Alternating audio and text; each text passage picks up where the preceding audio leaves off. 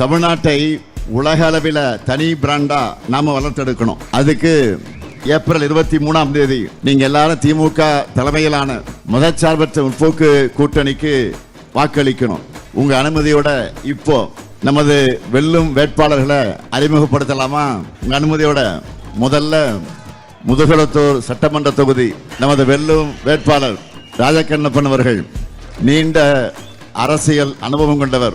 நம்மோட திராவிட மாடல் அரசுல அமைச்சரா சிறப்பாக செயல்பட்ட இவர் முதுகுளத்தூர், கமுதி, பார்த்திபனூர் சுற்றுச்சாலைகள், கடலாடை, ஐடிஐ உள்ளிட்ட நல்ல பல திட்டங்களை கொண்டு வந்திருக்கிறார்.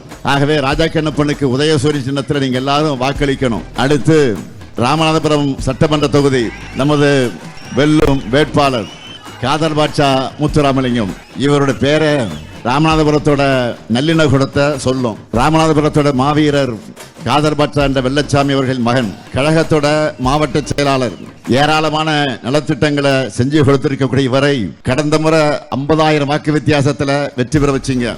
அந்த ரெக்கார்டை இந்த முறை முறியடிக்க அவருக்கு நீங்க எல்லாரும் உதயசூரியன் சின்னத்தில் வாக்களிக்கணும். அடுத்து திருவாடனை சட்டமன்ற தொகுதி நமது வெல்லும் வேட்பாளர் காங்கிரஸ் பேரியக்கத்தை சார்ந்த ராம கருமாணிக்கம் அவர்கள்.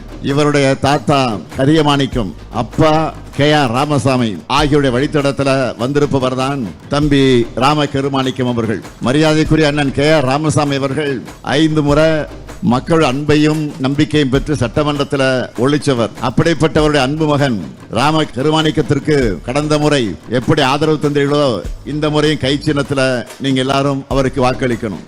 அடுத்து பரமக்குடி சட்டமன்ற தொகுதி நமது வெல்லும் வேட்பாளர் KK கதிரவன் அவர்கள். வழக்கறிஞர், இளைஞரணியில வளர்ந்தவர், மாவட்ட ஊராட்சி குழு உறுப்பினராக பணியாற்றி செவ்வூர் பகுதியில 17 கோடி ரூபாய் மதிப்பீட்டில் பாலம் உள்ளிட்ட பல்வேறு கிராமங்களுக்கு அடிப்படை வசதிகளை செஞ்சு கொடுத்தவர். இவருக்கு உதயசூரிய சின்னத்தில் நீங்க எல்லாரும் வாக்களிக்கணும். கடந்த முறை 4 தொகுதியிலும் வெற்றியை கொடுத்தீங்க. இந்த முறையும் 100% வெற்றியை கொடுப்பீங்களா?